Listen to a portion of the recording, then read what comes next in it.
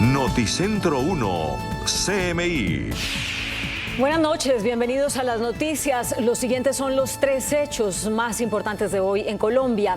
Aberrante informe sobre abuso de menores de edad en Guaviare, reveló el Bienestar Familiar. Habla en Noticentro 1 CMI la subdirectora designada de Bienestar Familiar, quien lideró el informe. Implementarán un plan de choque para la atención de menores de edad de 18 comunidades en el Guaviare y en el Meta. Vamos a ampliar esta noticia en nuestra emisión nacional a las 9 de la noche. En Davos, Suiza, la ministra de Minas, Irene Vélez, aseguró que no se firmarán nuevos contratos para la exploración de petróleo, gas y carbón. En el Foro Económico Mundial, la funcionaria aseguró que quienes están importando carbón van a suspender las compras en el exterior y agregó que Colombia debe generar una economía alternativa sin depender de los combustibles fósiles. Ampliación de esta noticia en nuestra emisión nacional a las 9 de la noche. Se agrava la situación económica para el suroccidente del país por el derrumbe en Rosas, Cauca. Hay desabastecimiento de combustible, pérdidas millonarias para el sector lechero y también para el de exportaciones. Desde el 9 de enero de este año han ingresado 1.000 toneladas de gas al departamento de Nariño, cuando normalmente se requieren más de 5.000, lo que agrava el desabastecimiento de combustible. Uno de los sectores con mayor crisis financiera es el lechero, con más de 600.000 litros perdidos del millón que se producen diariamente en Nariño. El gremio del transporte para el Cauca y las importaciones alimenticias para el Valle del Cauca. De acuerdo con los gremios, más de 1 millón de toneladas de cultivos también permanecen represados en Cauca y Nariño. Ampliaremos esta noticia en nuestra emisión nacional a las 9 de la noche. Las siguientes son las noticias más importantes del mundo hoy. Masiva asistencia a la llamada Toma de Lima, que exige la renuncia de la presidenta peruana y que deja intensos choques entre manifestantes y la policía. La CEPAL advierte de más pobreza en Latinoamérica por bajo crecimiento y agitación social. Estados Unidos mantiene vigente la recompensa de $15 millones ofrecida por la captura del presidente venezolano Nicolás Maduro. Cerca de 6.5 millones de personas padecen hambre en Venezuela, mientras el 4.1% de los niños menores de 5 años sufre desnutrición aguda. El policía que mató al afroestadounidense George Floyd pide la anulación de su juicio por cobertura mediática del caso. Protestas masivas en Francia contra la reforma de las pensiones propuesta por el presidente Emmanuel Macron. Con Claudia Palacios y Margarita Ortega. Una mega manifestación que contó con participación mayoritaria de campesinos de las regiones, de diferentes regiones de Perú, se tomó las calles de Lima, la capital, donde miles de personas nuevamente pidieron la renuncia de la presidenta Dina Boluarte y la convocatoria a nuevas elecciones. Protagonizaron enfrentamientos duros en el centro de la capital peruana. La movilización también se llevó a cabo en otras ciudades, donde hubo choques que dejaron al menos 2 personas muertas. Una turba intentó tomarse el aeropuerto de Arequipa.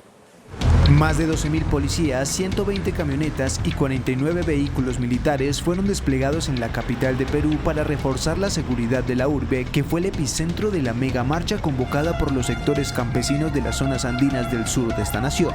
De hecho, la movilización llamada la Toma de Lima contó con la participación mayoritaria de miles de estas personas que tuvieron que realizar largos recorridos e incluso acampar en las calles para el arranque de esta convocatoria, que tuvo un inicio pacífico. Desde distintos puntos, los miles de asistentes comenzaron a converger en el centro de la capital con el objetivo de llevar su pedido de renuncia a la presidenta Dina Boluarte y el de elecciones anticipadas directamente ante el Palacio de Justicia.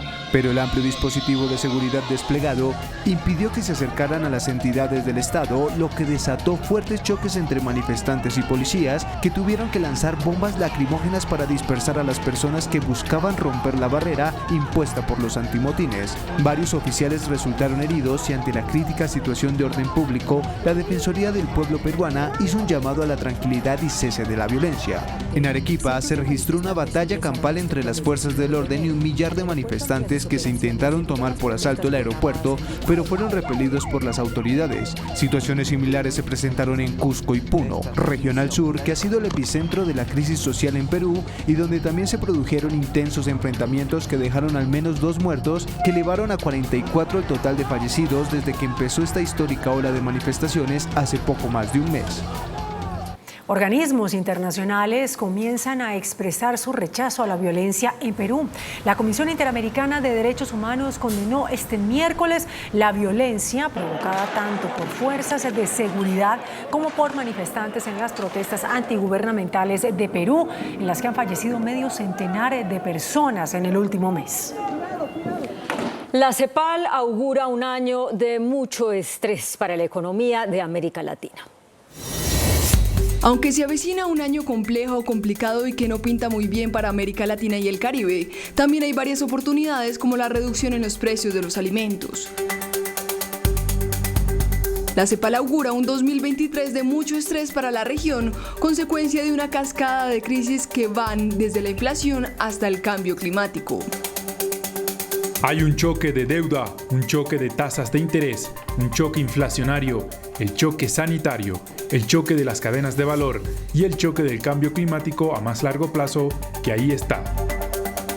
El organismo estima que América Latina crecerá un 1,3% este año, menos de la mitad que en 2022, y teme otra década perdida como la de los años 1980, con un crecimiento demasiado débil que supone pérdida de oportunidades e incremento de pobreza. Según datos de la institución, un 32,1% de la población de la región vive en la pobreza, lo que representa 201 millones de pobres. Entre ellos, un 13% de personas en pobreza extrema, es decir, 82 millones. A este panorama complejo se suma la inflación, con algunos países con 8 o 10%, y casos extremos como el de Argentina, que cerró el año en casi 100%. La única buena noticia es que ya se ve que los precios de los productos alimenticios y del petróleo ya están en el punto de inflexión. Sin embargo, no todo es sombrío y la CEPAL destaca oportunidades de futuro como la relocalización de compañías o la economía digital. Estados Unidos mantuvo vigente la recompensa de $15 millones ofrecida desde 2020 por la captura del presidente venezolano Nicolás Maduro, quien tiene una orden de captura emitida por la justicia estadounidense por cargos de narcoterrorismo.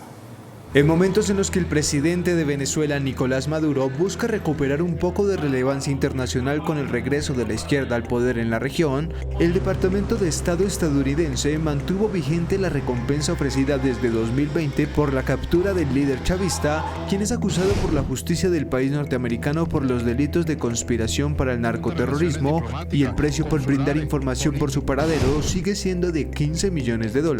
Esta orden de captura, que mantuvo a Maduro alejado de la escena internacional por varios años, ahora también podría ser un problema para el presidente, que formalmente fue invitado por su homólogo argentino Alberto Fernández a la próxima cumbre de la CELAC, que se realizará el 24 de enero en Buenos Aires. Y aunque desde Caracas confirmaron la asistencia del jefe del gobierno venezolano e incluso enviaron un grupo de avanzada para organizar los detalles de seguridad de la visita, la oposición argentina ya exige que en caso de llegar al país sea detenido de manera inmediata. Cerca de 6,5 millones de personas padecen hambre en Venezuela. Esto lo dice el informe Panorama Regional de la Seguridad Alimentaria y Nutricional de América Latina 2022, elaborado por varias agencias de Naciones Unidas. En Sudamérica, la nación petrolera tuvo la mayor prevalencia de subalimentación. Esta afectó al 22,9% de los venezolanos, mientras el 4,1% de los niños y niñas menores de 5 años en Venezuela sufre desnutrición aguda, una condición que pone en serio peligro la vida de los infantes. En Francia, cientos de miles de personas salieron a las calles en huelgas masivas contra la reforma de las pensiones. Trenes parados, escuelas cerradas, cientos de miles de manifestantes en las calles. Francia vive este jueves una jornada de protestas masivas contra el impopular retraso de la edad de jubilación a 64 años que ponen a prueba el crédito político del presidente Emmanuel Macron. Quelques semaines que j'échange avec les gens et si on cumule les problèmes de salaire avec maintenant la retraite, je peux vous dire que les gens sont très mécontents, comme vous dites, parce que ils voient d'autres gens qui sont dans leur bureau, dans les ministères, qui leur expliquent leurs conditions de travail, leur vie au travail, et je peux vous assurer que ça énerve beaucoup. La reforma de las pensiones es una de las medidas clave que el mandatario francés de 45 años prometió durante la campaña que llevó a su reelección en abril, tras un primer proyecto en 2020 que tuvo que abandonar por la llegada de la pandemia. El presidente, que hoy está en Barcelona para una cumbre hispano-francesa, intentó en la víspera debilitar el frente sindical, considerando que hay sindicatos que llaman a manifestar en un marco tradicional y otros que quieren bloquear el país. Aunque su intención era retrasarla de los 62 a los 65 años, acercándose así al resto de países europeos, su primera ministra planteó 64 años, pero adelantando a 2027 la exigencia de cotizar 43 años para cobrar una pensión completa. El gobierno considera la medida necesaria para paliar un futuro déficit en las cajas de pensiones. El policía que mató al afroestadounidense George Floyd pide la anulación de su juicio. El policía que mató al afroestadounidense George Floyd en 2020 pidió a un tribunal de apelaciones que anule su condena por asesinato, alegando que la extrema cobertura mediática del caso y el riesgo de disturbios lo habían privado de un juicio justo.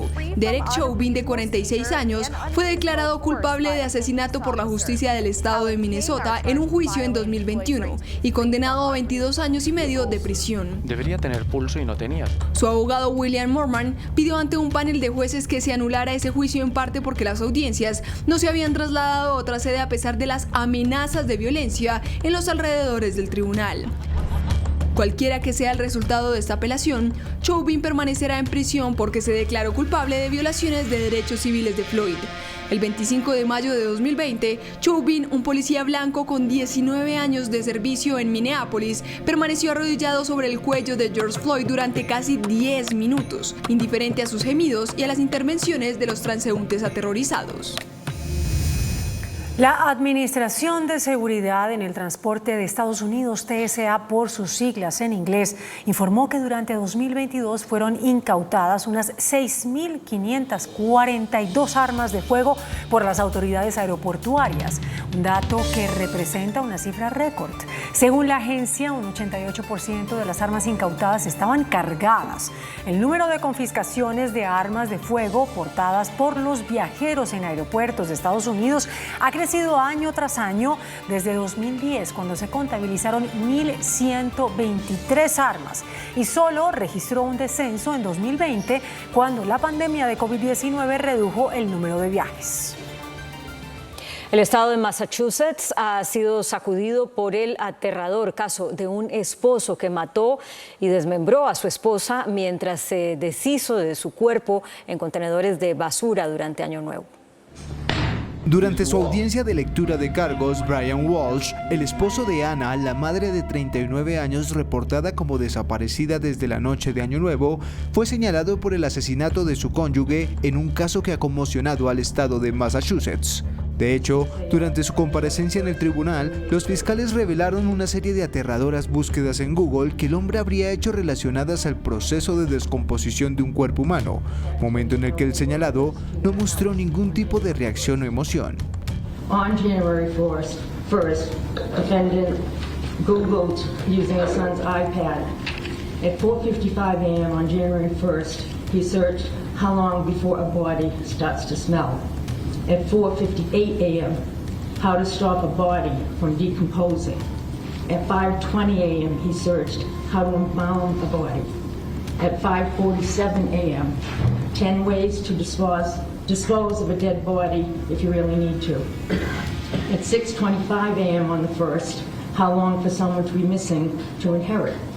At 6:34 a.m. on the 1st, can you throw away body parts? At 9:29 a.m., what does formaldehyde do?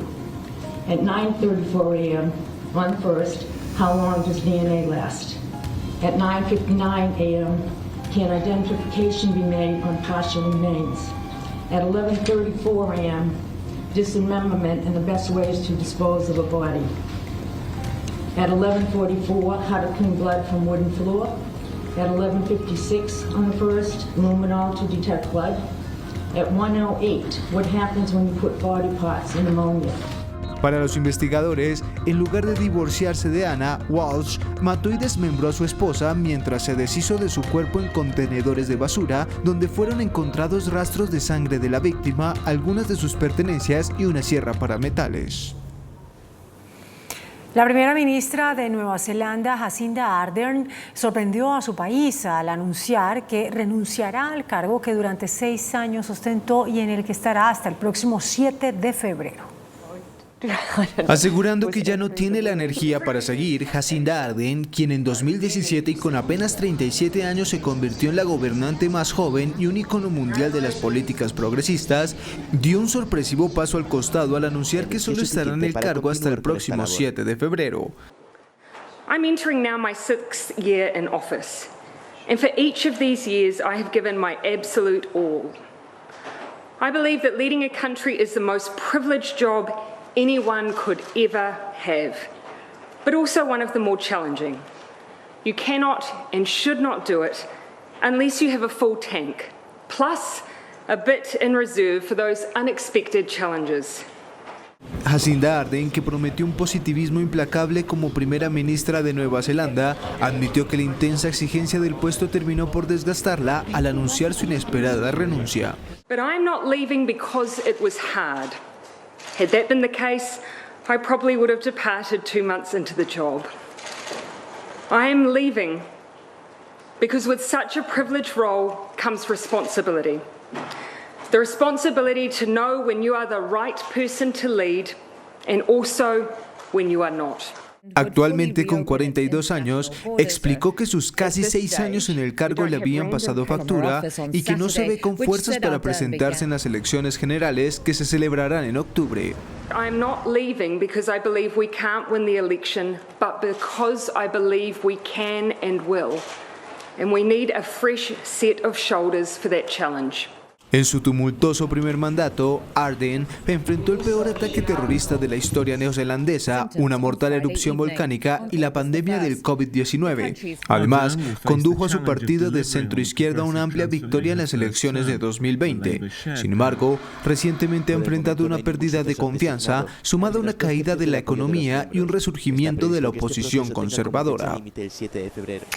Millones de chinos emprendieron el jueves viajes hacia sus lugares de origen para celebrar las vacaciones del Año Nuevo Lunar en medio del temor al COVID, una situación que enciende las alarmas en el gobierno de Xi Jinping por el enorme riesgo de propagación del coronavirus en las zonas rurales, cuando las autoridades esperan más de 2.000 millones de viajes en un periodo de 40 días, uno de los mayores desplazamientos masivos de personas en el mundo. El presidente de Ucrania, Volodymyr Zelensky, volvió a pedir este jueves a los aliados y socios occidentales que envíen más armas a Ucrania para ayudar a combatir la agresión rusa.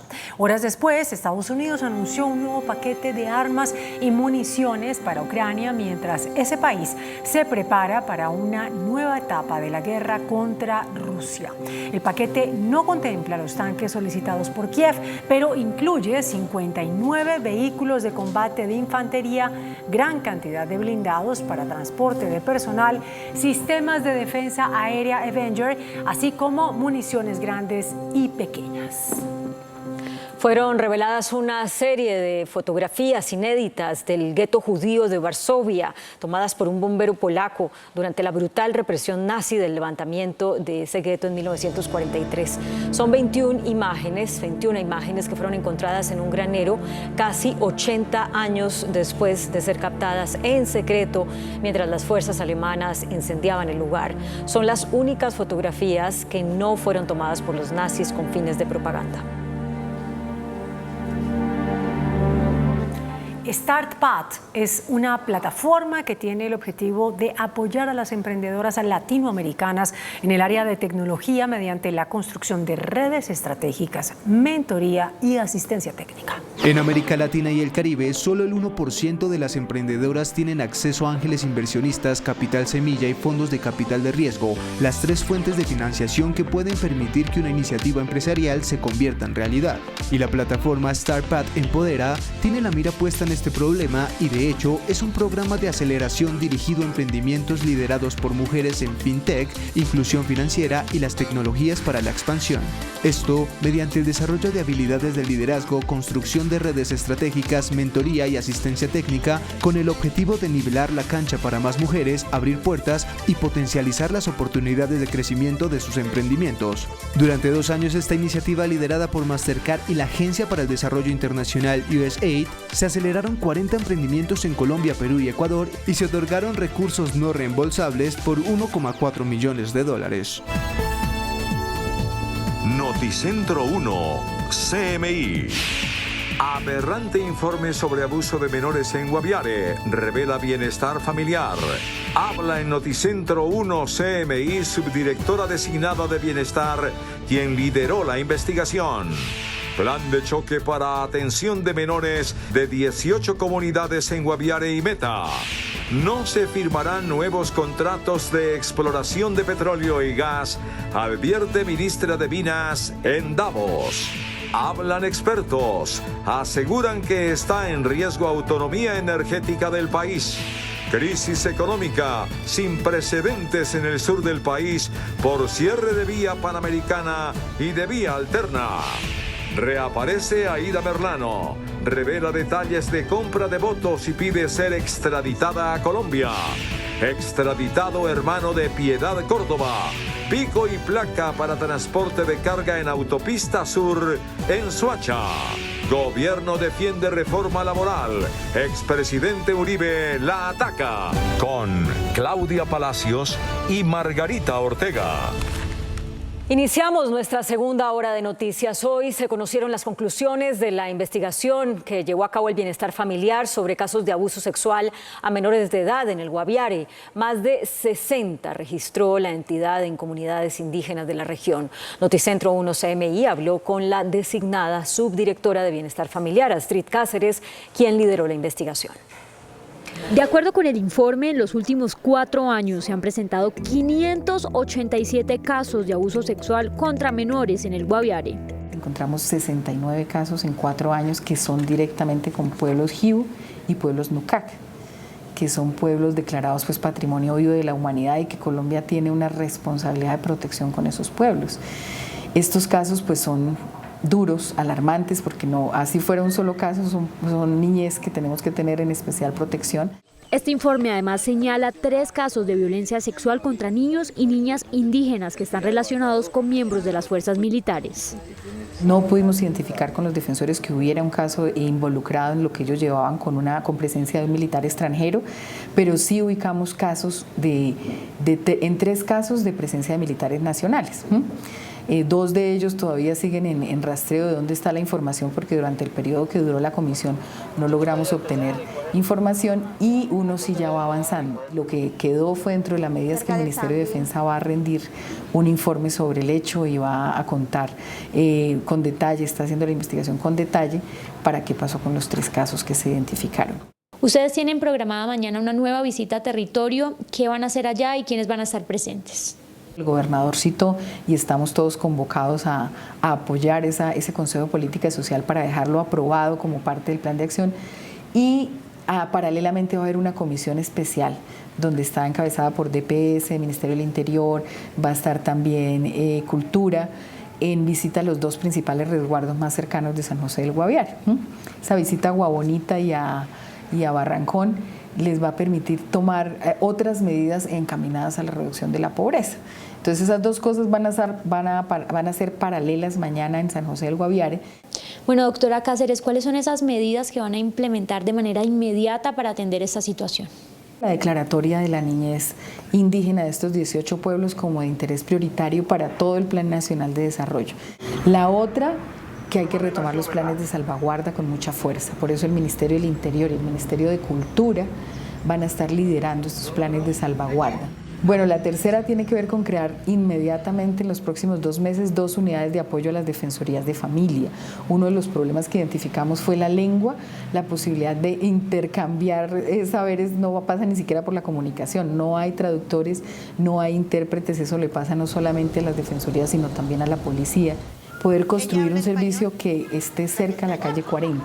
En la calle 40, digamos que es visible todo, muchos factores de consumo de sustancias psicoactivas y también de explotación sexual, posible explotación sexual y comercial de niños y niñas, y frente a eso hay que actuar con beneficios sociales. En total son 25 medidas de choque que el gobierno nacional implementará en el Guaviare para enfrentar esta situación. En Davos, Suiza, la ministra de Minas, Irene Vélez, aseguró que nuestro país hará una transición energética que pasará por dejar a un lado la dependencia del petróleo y el carbón. El presidente Gustavo Petro respaldó el planteamiento. Desde Suiza, nuestro enviado especial, Gerardo Aristizábal, con la información. Hola, buenas noches. En esta ocasión la saludo desde Kur, población a 2 horas de Davos, Suiza, donde se desarrolla el Foro Económico Mundial y donde el presidente Gustavo Petro tuvo su tercer día de agenda. Mucha atención, que en un conversatorio sobre transición energética, la ministra de Minas y Energía, Irene Vélez, habló lo que ha generado tanta controversia en Colombia, que no habrá más contratos, nuevos contratos de exploración y explotación de petróleo, carbón y gas. Respecto a carbón, hemos tomado la decisión de no abrir nuevas minas de carbón a cielo abierto, porque sabemos que muy pronto quienes son los importadores de carbón ya no van a estar importando y nosotros necesitamos rápidamente generar una economía alternativa. Y por otro lado, decidimos también que no vamos a conceder nuevos contratos de exploración de gas y de petróleo. Eso ha sido, por supuesto, muy polémico a nivel nacional, pero para nosotros esa es una señal clara de nuestro compromiso en la lucha contra el cambio climático. Y el presidente de la República, al finalizar la tarde, dijo de nuevo que el capitalismo debe ser descarbonizado y criticó a los dirigentes de Davos, Suiza, porque manifiesta que solo actúan de buenas intenciones, pero que nada se concreta para hacer la transición energética y defender, tomar medidas que alivien el cambio climático. Los empresarios de Davos deberían pensar en otro capitalismo como su última posibilidad. El capitalismo descarbonizado. El capitalismo descarbonizado tendría que reconstruir el poder planificador de las naciones, articuladas a una planificación multilateral, democrática y global de la transición. Y aquí en Davos, Suiza, el presidente Gustavo Petro hizo una llamada al fiscal general de la Nación, Francisco Barbosa, con quien dijo en su cuenta de Twitter, ha limado asperezas y sostendrá una reunión el 30 de enero. Todo para dirimir diferencias en relación con la paz total.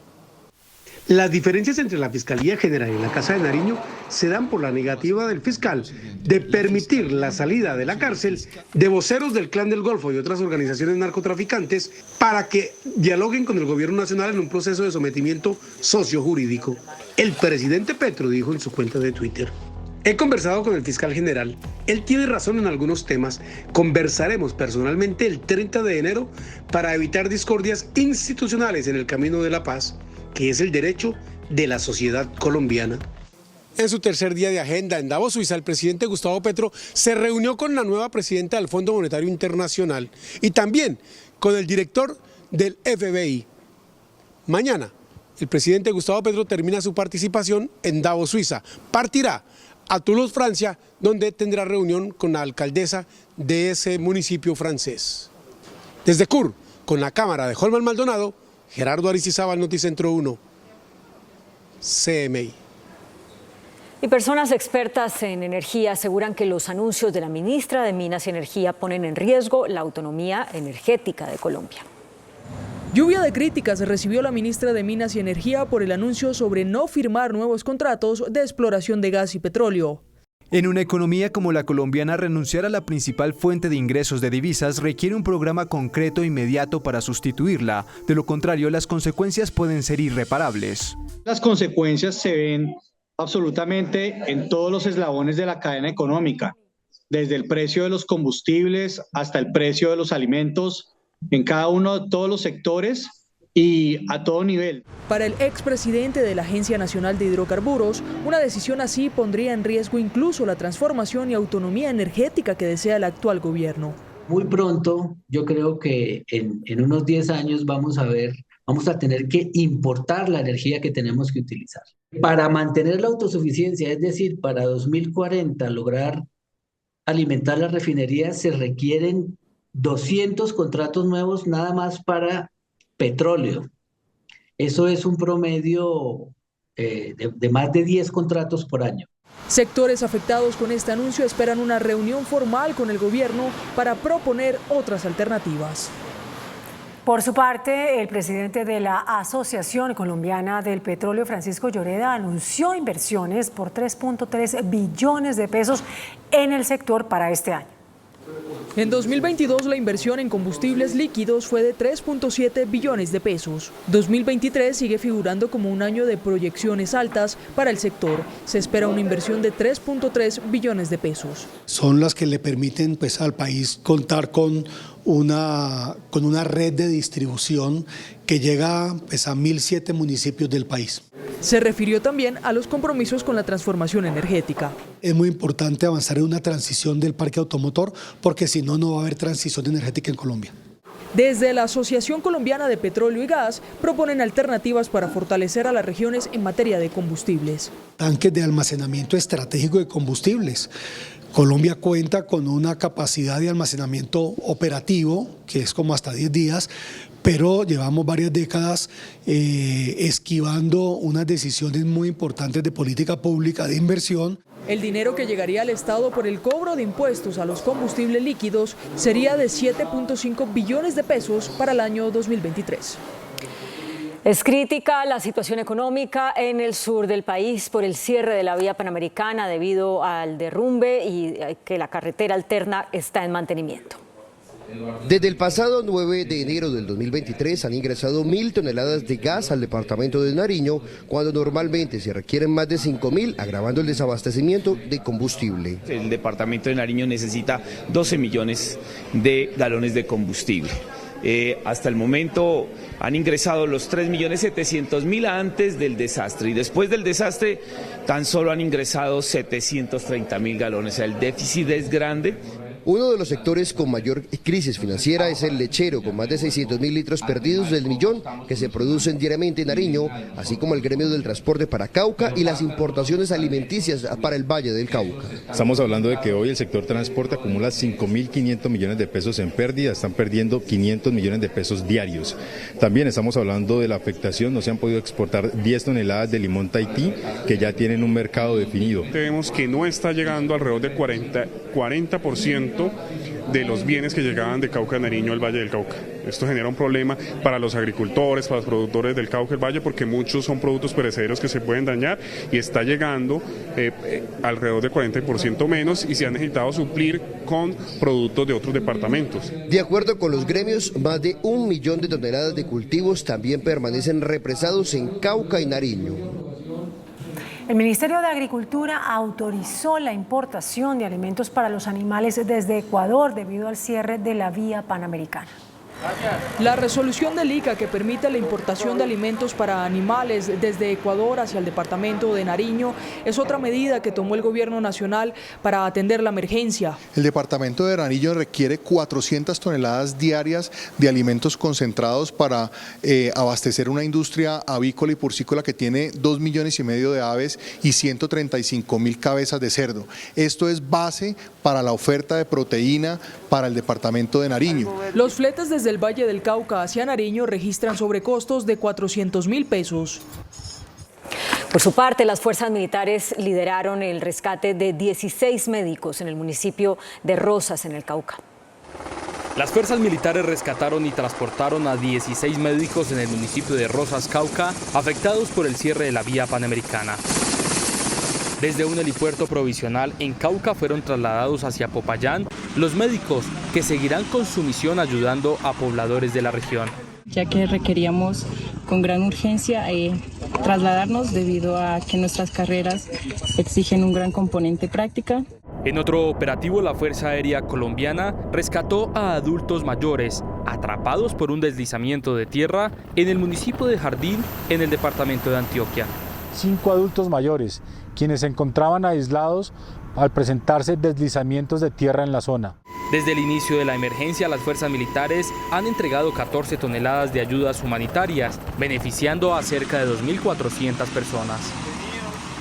Los congresistas del suroccidente del país reunidos en Cali pidieron al presidente Petro la declaratoria de la emergencia económica para atender la inmediata y plena recuperación de la comunicación vial entre Popayán y Pasto. Con la presencia de los gobernadores del Valle, Cauca y Nariño, el ministro de Transporte y otros altos funcionarios del gobierno nacional, deliberó hoy en Cali la bancada de senadores y representantes del occidente colombiano. 2 medidas reclamaron del gobierno para atender el grave daño que sufre la vía entre Popayán y Pasto. 1, la declaratoria de la emergencia social y económica.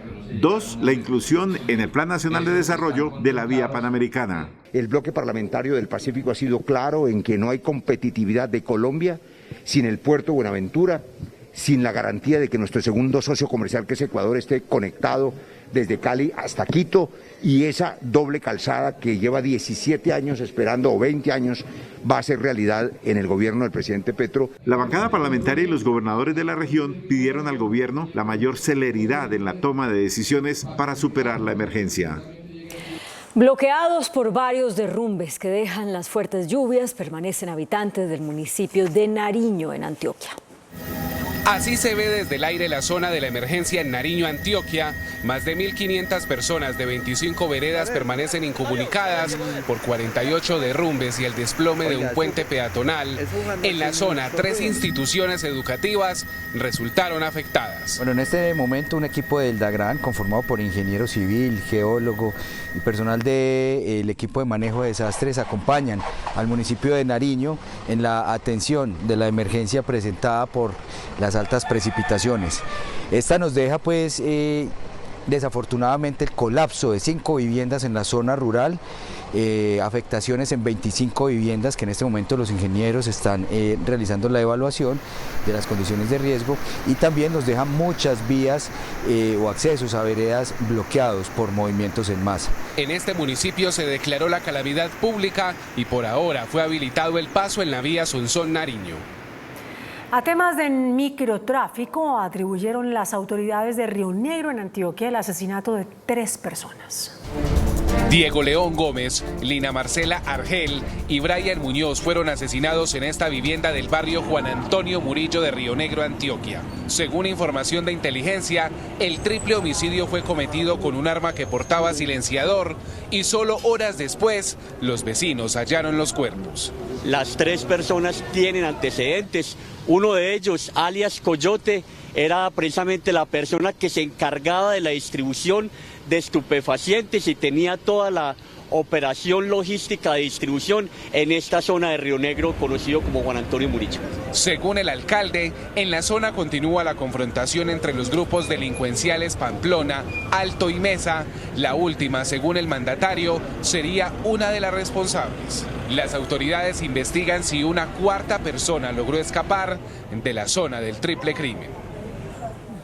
Al Chocó llegó la caravana humanitaria que busca hacer un diagnóstico de la situación de vulneración de derechos humanos, desplazamiento y confinamiento de las poblaciones del Bajo Calima y el Medio San Juan. Esta iniciativa pretende alivios humanitarios en esas zonas afectadas por el conflicto armado y se da como parte del primer ciclo de diálogos entre el gobierno y el ELN en la Mesa de Caracas.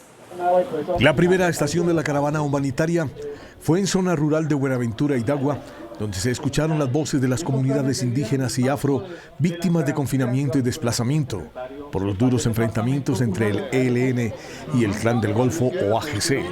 Tenemos un conocimiento de lo que pasa en la zona, de la condición que tienen los desplazados, pero queremos hacer un proceso de participación para que como resultado del mismo establezcamos cuáles son las condiciones mínimas para retornar, tanto en términos de seguridad como de dignidad, que implica asuntos económicos, sociales, culturales, vivienda, salud. La caravana, dividida en dos, estará en las cuencas de los ríos Calima y San Juan para establecer cuáles son las condiciones para que en los próximos días las comunidades puedan salir del confinamiento, del desplazamiento forzado y poder retornar a sus territorios bajo los principios de voluntariedad, dignidad y seguridad. Hemos encontrado en el recorrido de hoy que hay comunidades que están desplazadas desde hace 20 años, desde hace 10 años. Pues este es un acuerdo en la mesa entre el gobierno y el ELN. Tiene una regla, acuerdo hecho, acuerdo implementado, y estamos en esa lógica, en ese camino. Confiamos en la disposición del Ejército de Liberación Nacional. La caravana se desplazará ahora al Medio San Juan. La excongresista Aida Merlano ratificó ante un juez los señalamientos sobre corrupción electoral en contra del empresario Julio Gerlain y un grupo de políticos de la costa atlántica e hizo un llamado al presidente Petro para que agilice su extradición desde Venezuela. La excongresista Aida Merlano reapareció desde Venezuela en el juicio del empresario Julio Gerlain para hablar sobre la supuesta compra de votos a su campaña. En la audiencia, la Fiscalía reveló una conversación entre Merlano y Gerlain en la que el empresario dice que le entregó casi 12.000 millones de pesos para su campaña. Yo me gasté en las elecciones tuyas del Senado, 11.818 millones de pesos. Dios mío. La verdad es que me hubiese dado esa plata y no hubiese tenido tanto problema. No jodas, porque un día te dije que yo no tengo un peso. Merlano señaló que Gerlain fue una especie de gerente de su campaña política en la sombra. Alejandro Char llegó a las 9 de la noche a mi sede política y me entregó 500 millones de pesos en efectivo. Y ahí fue donde me manifestó que él había entregado unos dineros. Entonces, cuando él me manifiesta y dice, no, es que yo te mandé, me lo dijo él, 12.000 millones de pesos. Al concluir la diligencia, Merlano pidió ser extraditada desde Venezuela. Para solicitarle muy respetuosamente por este medio al presidente de la República, Gustavo Petro, que solicite cuanto antes mi extradición a Colombia, ya que yo estoy privada de la libertad, estoy presa hace 3 años en este país, en donde no tengo claras mis condiciones aquí y tampoco tengo claras las condiciones en mi país. Gerlain y un grupo de políticos en la costa enfrentan un juicio por los hechos que rodearon la compra de votos a favor de la ex senadora Merlano. Álvaro Córdoba, hermano de la senadora Piedad Córdoba, llegó esta noche a Estados Unidos luego de ser extraditado de Colombia. En este avión de la DEA fue enviado hacia los Estados Unidos Álvaro Córdoba, hermano de la senadora Piedad Córdoba, requerido por una corte de Nueva York por los delitos relacionados con tráfico de drogas. Antes de ser extraditado, grabó un video con fuertes declaraciones. A mi hermana Piedad Córdoba, senadora electa del Pacto Histórico, y quien ha tenido que sufrir la traición de sus supuestos compañeros de bancada del Pacto Histórico, quienes solo por luchas de poder y por ambiciones han olvidado sus propias luchas de la izquierda. Álvaro Córdoba fue capturado el 4 de febrero del 2022 en el poblado de Medellín. Junto a él fueron extraditadas otras 5 personas hacia los Estados Unidos. En Medellín, un incendio de gran magnitud destruyó al menos 20 viviendas en el sector Santa Margarita del barrio Vallejuelos. Más de 30 socorristas y un camión cisterna atendieron la conflagración que ocasionó una gigantesca nube de humo. A esta hora, personal de la Oficina de Gestión del Riesgo de la capital antioqueña recorre la zona de emergencia para determinar el número de familias damnificadas. En Bogotá, la alcaldesa Claudia López lanzó duras críticas contra el ministro de Justicia, Néstor Osuna, por el proyecto de ley que busca otorgar permisos especiales a los reclusos. La alcaldesa Claudia López criticó el proyecto de ley que alista el Ministerio de Justicia para deshacinar las cárceles del país. Estoy un poquito preocupada de oír al ministro de Justicia que está tan preocupado por los presos y no por los ciudadanos, y de que piensa excarcelar un poco de presos. Todo lo que nos cuesta llevarlos a la cárcel. La iniciativa, que será presentada ante el Congreso, otorga permisos de trabajo a presos que no hayan sido condenados por corrupción, homicidio o violaciones al derecho internacional humanitario. Yo francamente no logro entender por qué esa es la política del gobierno nacional. impunidad, impunidad, impunidad, impunidad a los delincuentes. El mayor desafío de la seguridad en Bogotá es el hurto a personas, que creció un 20% el año pasado. Uno de los mayores problemas, según la alcaldía, es que el 80% de los detenidos quedan en libertad. Hay que seguir con toda contra los atracadores y seguir trabajando pues con la justicia para que no los deje libres. La capital le apuesta a la construcción de más cárceles y a centros de detención transitoria con justicia restaurativa para delitos de menor cuantía. El fiscal general Francisco Barbosa y el defensor del pueblo Carlos Camargo aseguraron que no hay personas desaparecidas de la jornada de protestas de 2021. Tras la polémica en redes sociales por las denuncias sobre la supuesta cremación en cementerios distritales de manifestantes catalogados como personas desaparecidas, la Fiscalía y la Defensoría del Pueblo aclararon que no hay fundamento en tales afirmaciones. No existen en el país mecanismos de búsqueda urgente activos por posibles desapariciones durante las protestas de 2021. La Fiscalía explicó que el único caso de desaparición forzada relacionado con el paro nacional avanza en juicio en Cali y hay 7 personas vinculadas. Según la Fiscalía, durante las manifestaciones de 2021 se registraron 627 reportes de personas no localizadas, de las cuales las autoridades ubicaron a todas. El municipio de Soacha, en Cundinamarca, estrena pico y placa. Se trata de una restricción para los vehículos de carga que transiten por la autopista sur. Los camiones tendrán pico y placa en la autopista sur a la altura del municipio de Soacha. La medida empezará a regir el 1 de febrero. La medida la tomamos teniendo en cuenta que los ciudadanos de Soacha se están demorando entre 2 y 3 horas en poder llegar a sus casas después de una gran jornada de trabajo. La restricción aplicará de lunes a viernes, de 5 de la mañana a 8 de la mañana y entre las 5 de la tarde y las 8 de la noche para los vehículos de más de 3.5 toneladas. En esas 3 horas, los señores conductores de camión se dediquen a dormir, entran todos los soachunos a la ciudad y después salen los conductores de camión. Los gremios del transporte de carga rechazaron la medida y advirtieron millonarias pérdidas en plata y tiempo, ya que los horarios restringidos son los de mayor movimiento logístico.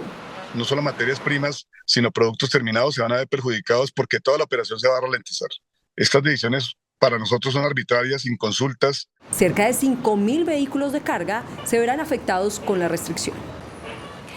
El académico Víctor de Currea Lugo declinó hoy la invitación que le hizo el presidente Gustavo Petro para ser embajador ante el gobierno de Emiratos Árabes Unidos.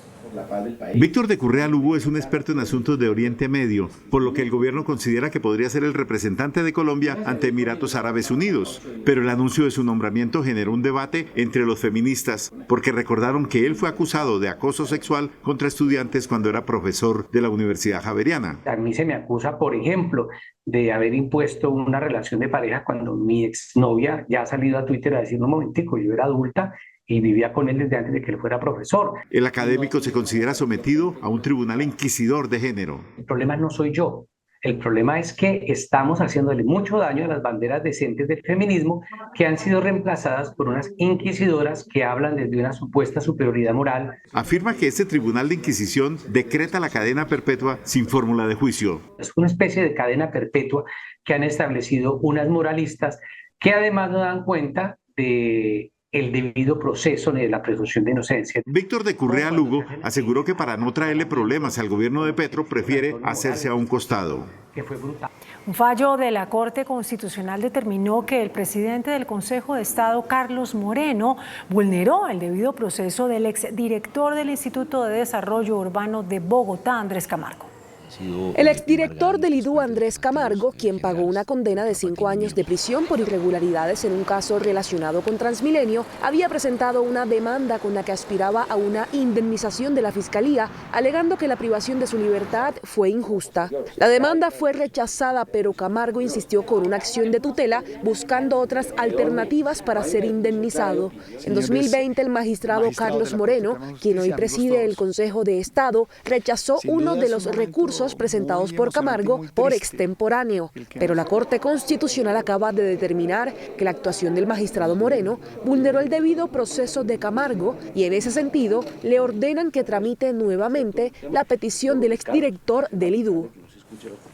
La militancia del Partido Conservador se identifica con la nueva fuerza democrática del expresidente Andrés Pastrana y si le conceden la personería jurídica, la mayoría de las bases se irán a ese movimiento. Eso fue lo que aseguró el dirigente caldense Omar Yepes.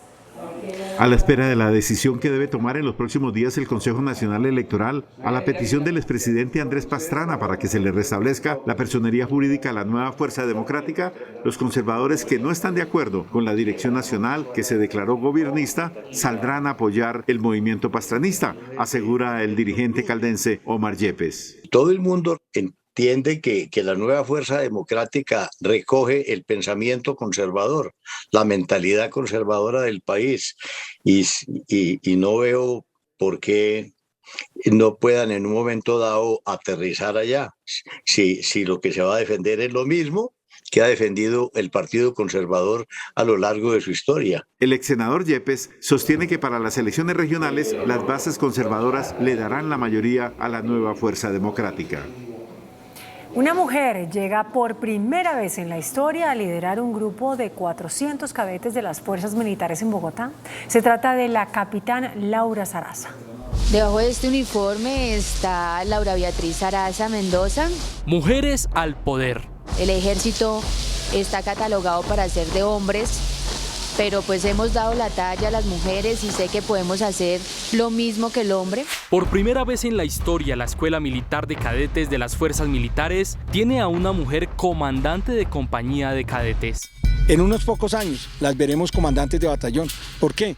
Porque tienen que surtir los pasos de ser capitán mayor y posteriormente teniente coronel. De sus 30 años, esta mujer ha entregado a las fuerzas militares 13 años. Esto no es fácil.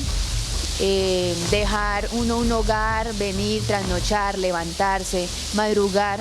Su estatura es de 1,56 m. Esto no ha sido impedimento para dar órdenes a más de 400 hombres y mujeres. Una transformación en las fuerzas militares de la desigualdad de género.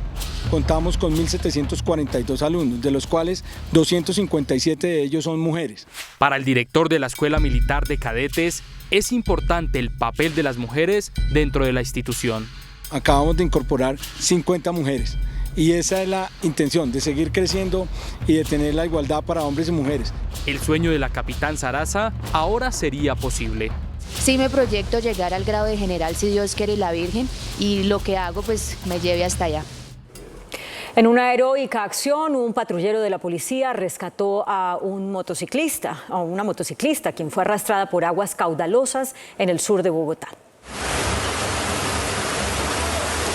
El protagonista de este video es el patrullero Carlos Durán, quien sin dudarlo se lanzó al caudaloso arroyo en una de las vías principales del barrio San Blas, en el sur de Bogotá, para rescatar a una joven motociclista. Fue cuestión de segundos que tomé la decisión en ir a salvaguardar la vía, ya que la ciudadana se encontraba en peligro. Este héroe lleva 5 años en la policía. Su sueño es ser parte de las fuerzas especiales. Ha hecho cursos que le permitieron actuar y salvar la vida de Laura Rodríguez. 70 metros fue que la arrastró la fuente de agua. Él fue mi héroe. Él fue mi ángel. Laura, de apenas 21 años, estuvo a punto de ahogarse. Su casco se llenó de agua. Con brazos en alto, intentaba desesperadamente aferrarse de lo que fuera. Yo decía, no, hasta aquí llegué, aquí yo morí, porque yo no veía, estaba ahogándome y el casco no me lo podía quitar por lo que estaba apuntado. Este jueves, Laura y el patrullero Durán se encontraron y se fundieron en un profundo abrazo de agradecimiento. Tras las inundaciones por el fuerte invierno, 2 menores de edad murieron ahogados en el sur del departamento de Cesar. La tragedia ocurrió en zona rural del municipio de La Gloria, en el sur del Cesar. 2 niños de 4 y 5 años murieron ahogados en un complejo cenagoso de esa población.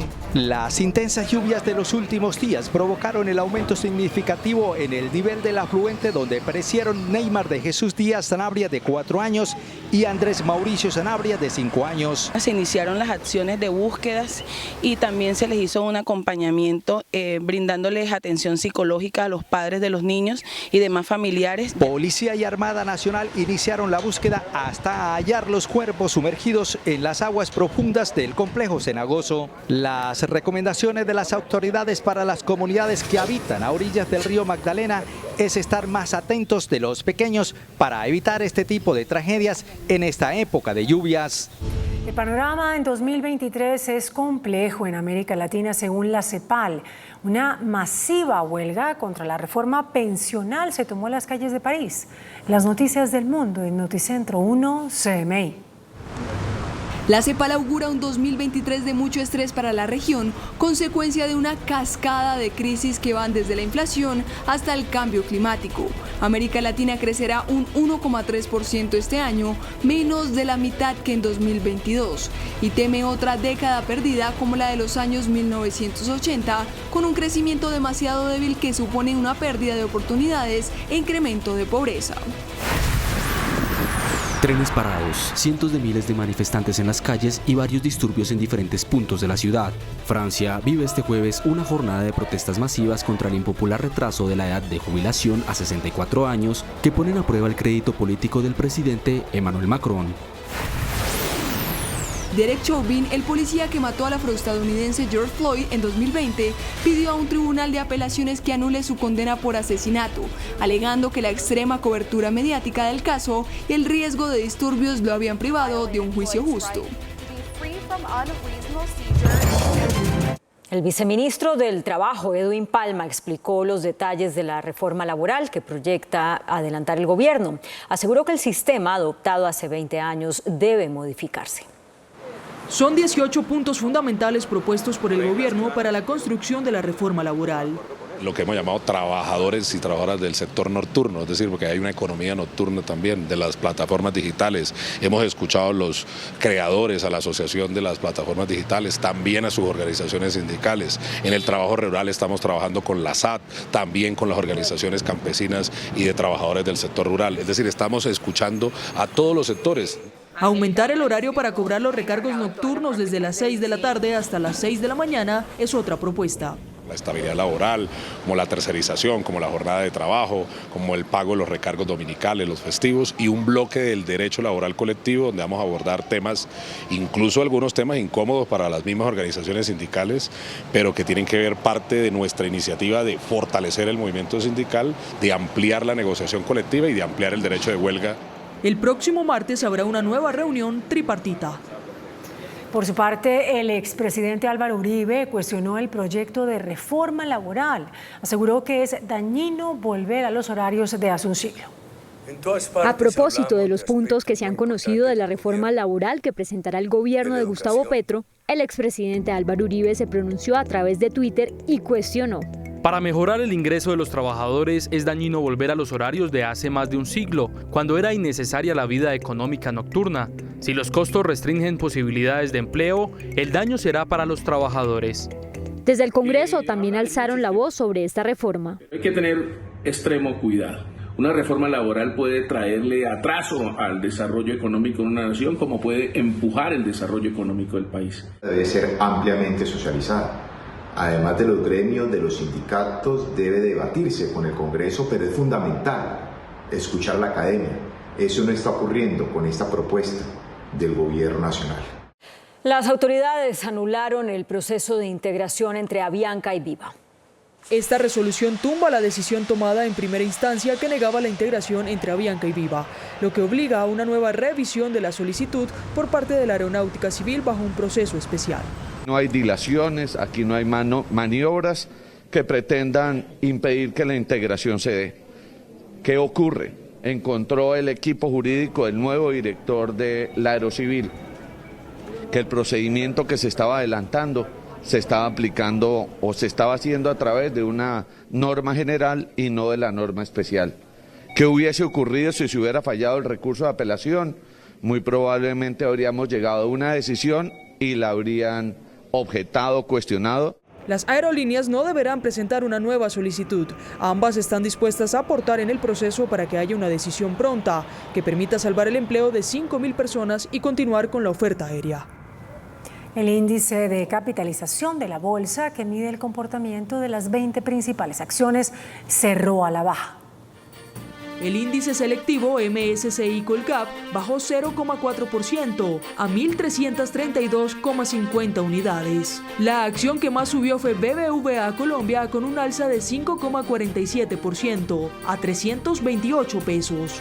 La acción que más bajó fue BHI con una pérdida del 6,31% a 208 pesos. La acción más transada en la jornada fue Ecopetrol, al movilizar recursos de 12.093 millones de pesos, con una variación negativa de 1,32% a 2.766 pesos.